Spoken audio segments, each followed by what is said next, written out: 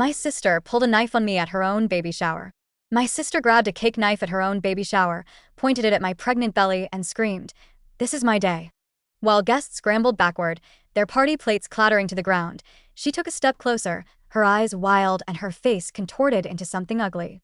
When I told her to calm down, she snarled, her voice a low, guttural sound. "You stole my life, and now you're trying to steal my babies." That was 9 months ago. Last week, police found a fully furnished nursery in a rented storage unit with my twins' names painted in cheerful letters on the walls. This story doesn't start with a knife, though. It starts with a lifetime of stolen moments. My sister, Melissa, has always been the star of a movie only she was watching.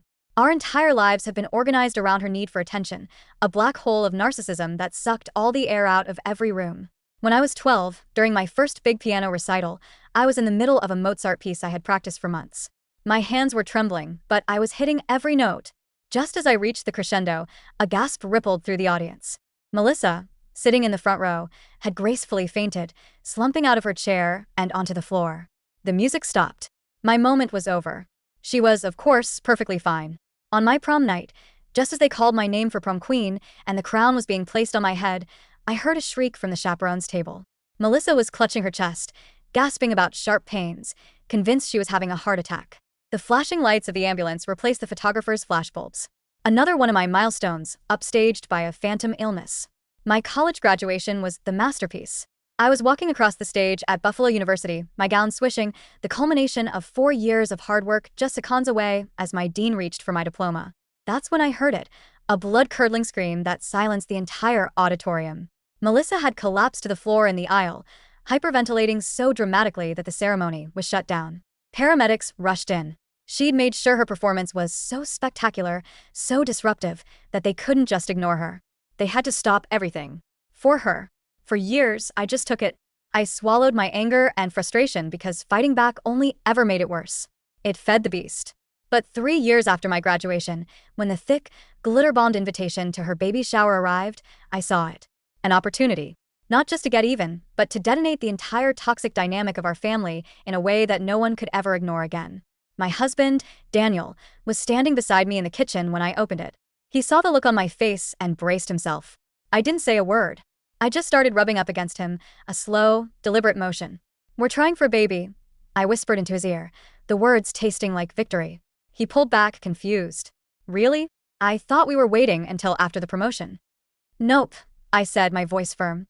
"We're trying now." The math was specific, almost scientific. Her party was in 3 months. That gave me maybe 3 cycles to conceive for the timing to be perfect. The plan was audacious, maybe even a little cruel, but after a lifetime of being her supporting actress, I was ready to burn the whole theater down. The first month, I watched the calendar like a hawk. I took my temperature every morning. I peed on so many ovulation sticks the pharmacy probably thought I had a problem. The pregnancy test was negative. I stared at that single, mocking line until my eyes burned. The second month was the same story. Hope, anxiety, and then the crushing disappointment of another negative test. I was starting to think my plan was doomed, that the universe was siding with my sister, as it always seemed to do. I was lying in a dark room, cold gel spread across my belly, when the ultrasound technician went quiet. She had been chatty just a moment before, but now there was only the soft whirring of the machine. She moved the wand around, her brow furrowed in concentration. My heart hammered against my ribs, convinced she was about to tell me something was wrong.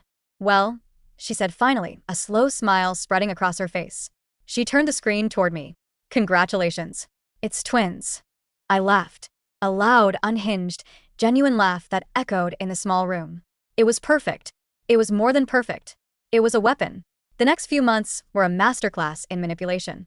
I became Melissa's biggest cheerleader, her unpaid party planner, her social media hype woman. Anything to inflate her ego, to make her believe that her baby shower would be the single greatest event in human history. "Oh my gosh, girl, you need a countdown on Instagram. I'll design it." I'd gushed over the phone. I posted daily. 5 months until my amazing sister becomes a mom. So proud. I insisted on inviting everyone I knew, my friends, Daniel's friends, distant cousins she hadn't spoken to in years. "They'll all bring you such amazing gifts." I promised. "You deserve all the attention." I knew I was doing the right thing, that my vengeance was justified, the day she posted her chosen baby name online. Delphine Aurora. A name I had dreamed up when I was 15, writing it over and over in a locked diary I kept hidden under my mattress. A name I had never told a single soul, that which had been going through my room, through my private things for years. She hadn't just stolen a name, she had stolen a piece of my girlhood, a secret dream, and was now planning to parade it around as her own. The morning of her party, I was the perfect doting sister. I curled her hair, smiling sweetly as she preened in the mirror. She got all emotional, placing a hand on her perfectly round belly. "If only one of us got to be pregnant, I'm so glad it was me," she said, her voice thick with faux sincerity. "Even Mom said it's better this way. Since I'm the prettier sister, the photos will actually be worth framing. You know what I mean?" I just kept smiling, applying her lipstick with a steady hand. "You deserve this," I said, the words a perfect lie. "No interruptions this time," she responded, her eyes hardening for a second in the mirror. "This is my day." "Absolutely," I agreed. I had to hand it to her. The party was beautiful. Balloons in shades of pink and rose gold floated everywhere. A stunning 3-tier cake served as the centerpiece. And even though her Instagram had already spoiled the surprise, she insisted on doing a full, dramatic gender reveal performance. I chose my outfit carefully. A loose, flowing dress that didn't scream pregnant, but you could definitely see my small but distinct bump if you looked hard enough. Nobody was looking at me, though. Not yet. Or so I thought. I saw Melissa pull our mother, Carol, aside, whispering conspiratorially. I was close enough to overhear. "God, look at Sarah," Melissa hissed. "She's gotten huge. If I didn't know better, I'd think she was the pregnant one." Our mother laughed, a high, tinkling sound that always set my teeth on edge. "Well, you've always been the thin one, honey. Good thing, too, for the photos." When they were finally done giggling at my expense, the main event began. Melissa and her husband, Ryan, stood by a giant black balloon. The countdown started. 3, 2, 1, pop. Pink confetti rained down. "It's a girl," Melissa shrieked, as if it were brand new information. Everyone cheered. Cameras flashed. My moment was here. I was about to stand up, to clear my throat, to drop my bomb and ruin the entire mood. But that's when it hit. A wave of nausea, so intense my vision swam. My morning sickness, which had been manageable until now, chose this exact moment to strike with a vengeance. I clapped a hand over my mouth and ran, pushing past guests, making a beeline for the bathroom. When I came back out, wiping my mouth with a napkin, the party had stalled. Everyone was staring at me, their faces etched with concern. The words just tumbled out, a flustered, unplanned performance that was better than anything I could have scripted. "Sorry, so sorry," I stammered, putting a hand on my stomach. "It's just the twins. They've been making me so sick. 6 weeks with twins, and I can't keep anything down." The silence was absolute. You could have heard a piece of confetti hit the floor. It was a thick, heavy silence, pregnant with shock. And then the explosion. "Twins?" our Aunt Martha shrieked, her voice cutting through the quiet. "Oh my gosh, Sarah." The crowd shifted like a tide. In a matter of seconds, the sea of people surrounding Melissa parted and washed over to my side of the yard. Hands reached for my belly. Questions bombarded me. "When did you find out? Do twins run in your family? Are they identical?" I watched Melissa's face over the sea of heads. It went from the happy pink of her party theme to a blotchy red of anger, to a deep, dangerous purple of pure rage. Her chest started heaving. I braced myself. The performance was about to begin. I can't breathe," she gasped, clutching her chest theatrically. "Someone help." But no one was listening. Even her own husband, Ryan, had been swept up in the tide and was asking me about the best brands of twin strollers.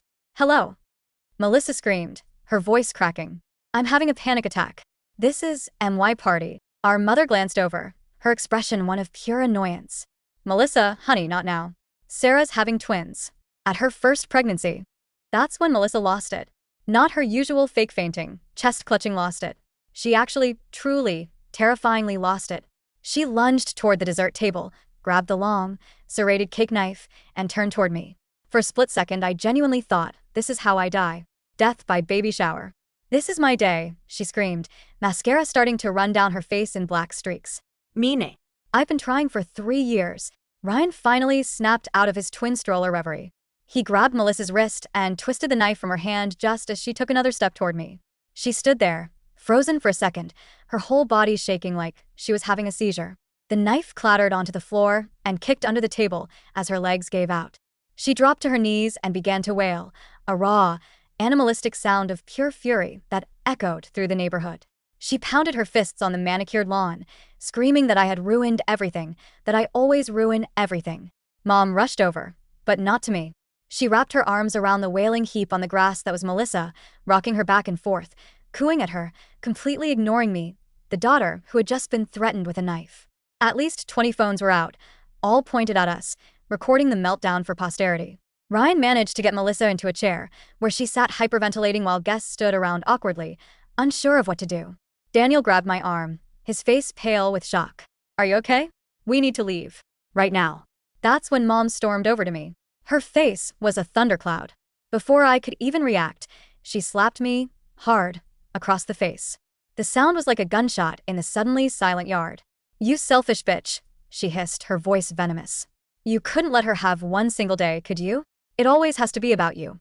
My cheek burned. I touched it, feeling the stinging heat spread. Daniel stepped between us, his body a protective wall. "Back the hell off, Carol," he said, his voice dangerously low. "Or I swear to God, I will call the cops." My best friend, Grace, appeared at my side, her phone already in her hand. "I'm calling 911 right now if anyone else lays a hand on her," she announced to the crowd. That's when Melissa, as if on cue for another dramatic climax, bent over and threw up all over the pristine white patio. Ryan jumped up, announcing they had to go to the hospital, that all the stress was causing contractions. Mom immediately whirled on me, pointing a trembling finger. "If she loses that baby, it will be your fault." As Ryan helped a sobbing Melissa toward their car, she turned and screamed one last thing at me, a threat that was recorded by at least 10 different people. "If I lose my baby, I'll make sure you lose yours too." We were in Daniel's car, parked down the street, before the shaking even started. He was on the phone with 911, reporting the assault and the threat, his voice tight with a rage I had never heard from him before. I texted Grace, my fingers fumbling on the screen, asking her to save every video she could find. My cheek throbbed, and I could feel the twins fluttering inside me, agitated by the flood of adrenaline. The police met us there, 2 officers who looked tired but took our statement seriously, especially after watching the crystal-clear footage Grace and 3 other guests had already texted us.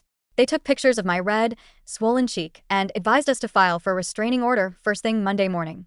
The rest of the night was a blur. By the time we got home, the videos were already going viral. #baby shower meltdown, #psychosister, #knifegate. My phone blew up with notifications. The comments were a war zone. Half the people called Melissa unhinged and my mother abusive. The other half called me a monster for announcing my pregnancy at her party. I had wanted revenge, but I had unleashed a hurricane.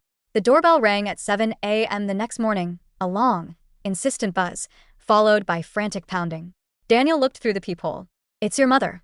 Carol stood there, her face red and puffy, demanding to be let in.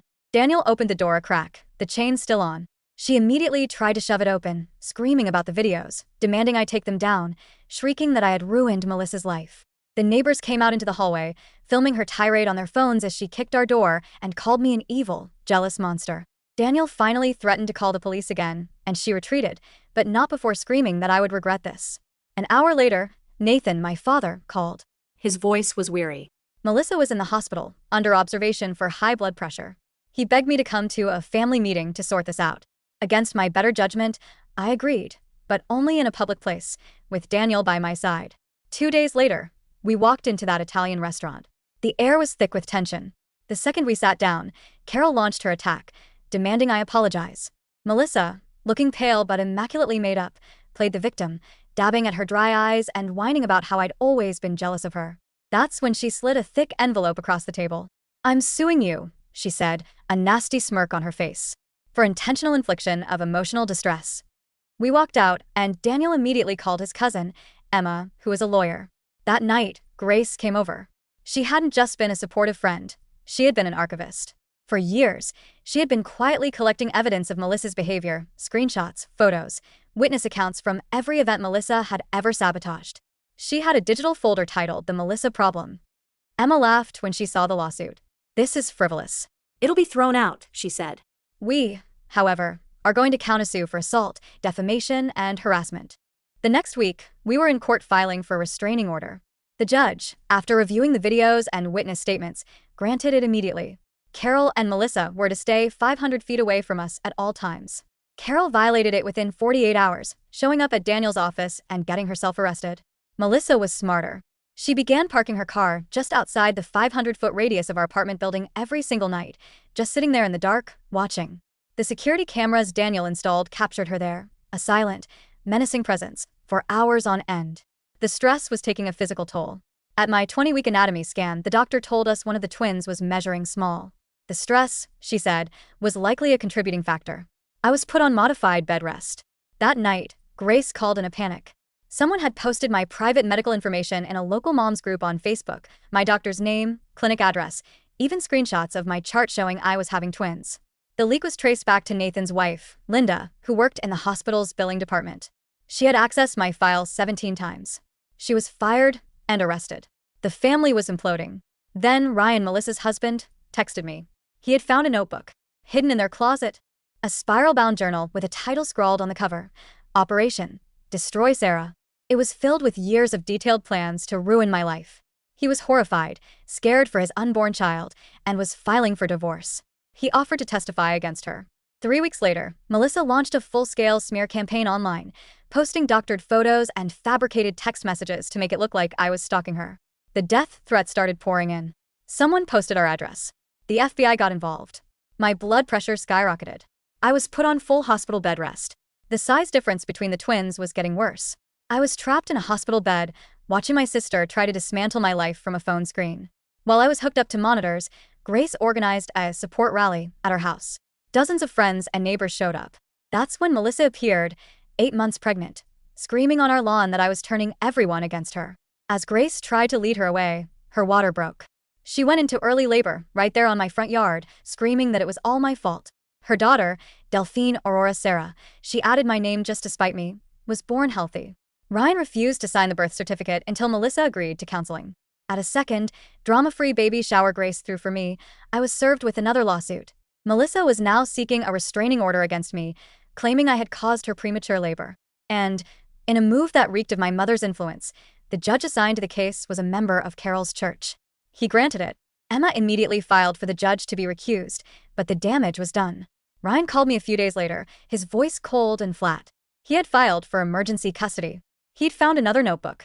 This one just had the words "Destroy Sarah" written over and over again for 20 pages straight. The judge granted his petition. When the custody officer arrived at my mother's house to take the baby, Melissa and Carol kidnapped her. They grabbed Delphine, ran to the car, and disappeared. An Amber Alert lit up every phone in the state. They were found hours later at a motel, arrested for custodial interference. The district attorney took over, bundling all the charges, assault, harassment, kidnapping, into one massive criminal case. This was no longer a family squabble. This was felony territory. At the arraignment, which I watched from my hospital bed, my mother collapsed in the courtroom with a massive heart attack. When she was stable, she asked to see me. They wheeled me down 2 floors, flanked by security. She looked small and frail. She confessed she had lived vicariously through Melissa, jealous that I had built a life for myself. It wasn't an apology, not really, but it was a crack in the facade. 2 weeks later, Melissa escaped from her psychiatric hold at the hospital. She stole a knife from the cafeteria and made it to the maternity ward, screaming my name, before she was tackled by security. She was declared unfit to stand trial and committed to the state psychiatric hospital indefinitely. Carol, deemed sane but cruel, was convicted of assault and given 2 years probation. In the midst of the trial, at 34 weeks, I gave birth to my twins via emergency C-section. A boy and a girl, tiny and fragile, but fighters. They spent 3 weeks in the NICU, growing stronger every day. While we were there, we learned Melissa had lost her own second pregnancy during a psychotic episode at the facility. Our worlds were now irrevocably, tragically separate. The day the twins were discharged, we didn't go home. We went straight to the airport. Daniel's company had transferred him to Seattle. We were leaving Buffalo and the wreckage of my family behind. As we were going through security, I saw her one last time. Melissa, flanked by a medical aide, her face puffy from medication. Our eyes met across the crowded terminal. She looked broken, lost. She mouthed the words, "I'm sorry," just before her aide led her away. Our new life in Seattle was quiet. The constant hum of anxiety slowly faded, replaced by the rhythm of feeding schedules and diaper changes. We found a therapist. I finally admitted out loud, in that safe, beige room, that I had gotten pregnant for revenge. Admitting the ugliness of my own motives was the first step toward healing. Ryan moved to Portland with Delphine, close enough for the cousins to know each other, but far enough away from the poison. 1 year after the baby shower from hell, I posted a picture on Instagram. It was of the twins, laughing on a swing set at a sunny Seattle park. The caption was simple: "The best revenge is a life well lived." I turned off the comments. Some stories don't need an audience. They just need an ending.